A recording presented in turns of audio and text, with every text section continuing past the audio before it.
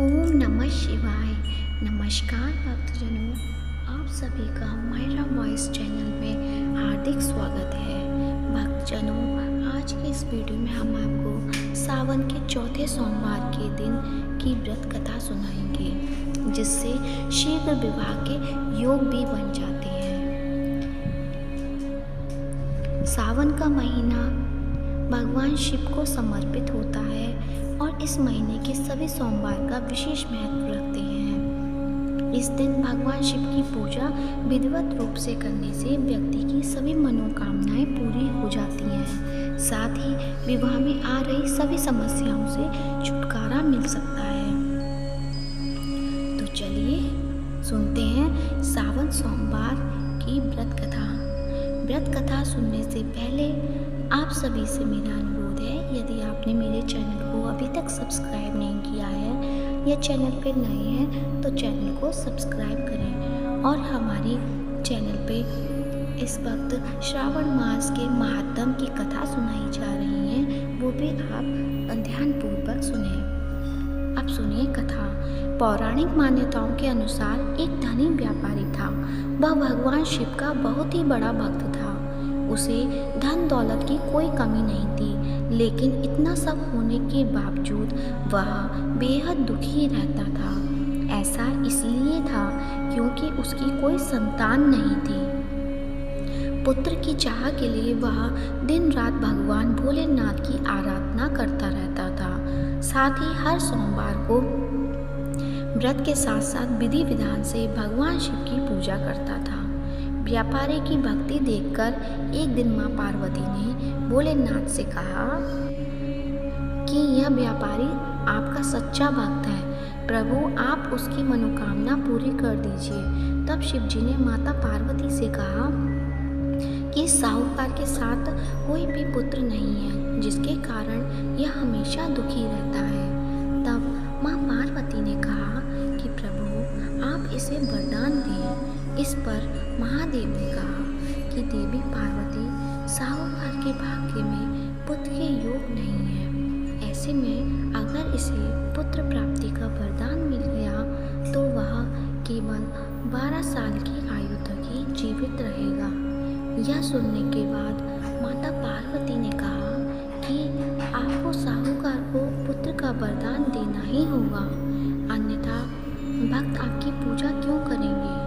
माता के बार बार कहने से भगवान शिव ने साहूकार को पुत्र का वरदान दे दिया, लेकिन वह केवल 12 साल तक ही जीवित रहेगा।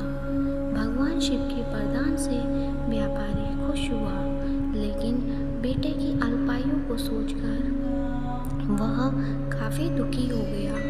बेटे के जन्म के बाद भी व्यापारी नियमित रूप से भोलेनाथ की पूजा अर्चना करता रहा और सोमवार का व्रत रखा था। इसके बाद बेटे के 11 वर्ष होते ही व्यापारी ने उसे उसके मामा के साथ काशी भेज दिया। साथ ही बेटे के मामा से कहा कि इसे काशी पढ़ने के लिए ले जाओ और रास्ते में जिस भी स्थान पर रुकना, यहाँ यज्ञ करते और ब्राह्मणों को भोजन कराते हुए आगे बढ़ना। वहीं रास्ते में एक राजकुमारी का विवाह था, जिससे उसका विवाह होना था। वह एक आँख से काना था, तो उसके पिता ने जब अति सुंदर साहूकार के बेटे को देखा तो उनके मन में आया कि क्यों ना इसे ही घोड़ी पे बिठाकर शादी के सभी कार्य संपन्न किए जाएं। तो उन्होंने मामा से बात की और कहा कि वह अथाह धन देंगे, तो वह भी राजी हो गए। इसके बाद साहूकार विवाह के मंडप में बैठा और विवाह के सभी काम संपन्न किए। तो जाने से पहले उसने राजकुमारी की चुन्नी पर लिखा कि तुम्हारा विवाह तो मेरे साथ हुआ है, लेकिन जिस राजकुमार के साथ तुम्हें भेजा जाएगा वह एक आँख से काना है। इसके बाद वह अपने मामा के साथ काशी के लिए चला गया। उधर जब राजकुमारी ने अपनी चुनरी पर यह लिखा हुआ देखा उसने राजकुमार के साथ जाने से मना कर दिया। तब राजा ने भी अपनी पुत्री की बारात के साथ विदा नहीं किया। बारात वापस लौट गई। उधर मामा और भांजे काशी जी पहुंच गए।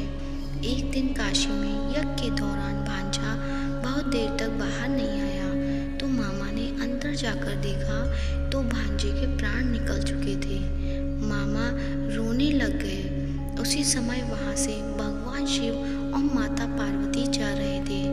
तब माता पार्वती ने शिव जी से पूछा कि प्रभु ये कौन रो रहा है। तभी उन्हें पता चला कि यह तो शिव जी के आशीर्वाद से जन्मा व्यापारी का पुत्र है। तब माता पार्वती ने कहा, स्वामी इसे जीवित कर दीजिए, अन्यथा रोते रोते इसके माता पिता के प्राण निकल जाएंगे। तब भगवान शिव ने कहा कि हे पार्वती, इसकी आयु इतनी ही थी, सो यह भोग चुका है। लेकिन माता पार्वती के बार बार कहने पर शिव जी ने उसे जीवित कर दिया। व्यापारी का पुत्र ओम नमः शिवाय करते हुए जी उठा और मामा भांजे दोनों ने भोलेनाथ और माता पार्वती को धन्यवाद दिया और अपनी नगरी की ओर लौटे। तभी रास्ते में वही राज्य पड़ा और राजकुमारी ने उन्हें पहचान लिया। तब राजा ने राजकुमारी को साहूकार के बेटे के साथ बहुत सारे धन धान्य के साथ विदा किया। इसके बाद वो अपने गांव पहुंचे, जहां साहूकार अपने बेटे और बहू को देखकर बहुत प्रसन्न हुआ। उसी रात साहूकार को स्वप्न में शिवजी ने दर्शन दिए और कहा कि तुम्हारे पूजन से मैं प्रसन्न हुआ। इसी प्रकार जो भी व्यक्ति इस कथा को पढ़ेगा या सुनेगा, उसकी सभी परेशानियां दूर हो जाएंगी, साथ ही हर अधूरी इच्छा पूरी हो जाएगी। तो ये थी चौथे सोमवार की व्रत कथा। आशा करती हूँ आपको यह कथा अच्छी लगी होगी। कथा अच्छी लगी है तो कमेंट बॉक्स में ओम नमः शिवाय अवश्य लिखें। धन्यवाद। हर हर